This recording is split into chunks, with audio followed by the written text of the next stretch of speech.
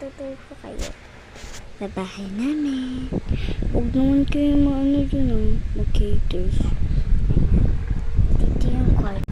Tutulog tayo sa bahay namin. Okay, tara na. Dito kami. Ito yung kwarto ko. Yan. Yan, pour lang kami.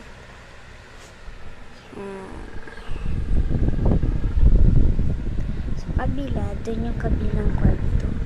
Ayun po doon pumunta kasi mapapalo ako. Ganyan o. Okay. Ayun yung namin. Gano'n dito sa kwarto. Sa ate. Sa ate kabila. Ayun siya namin. Ito yung namin. Okay na yan. Shout out. Pa-shout out naman. Mag-shout out lang tayo. Guys. Keep going sa best friend ko. Tinuruan niya ako mag-ano.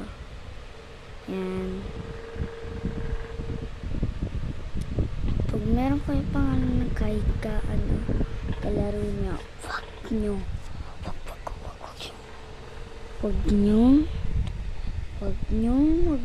paliin. Kasi pag bata pa yun, wag nyo.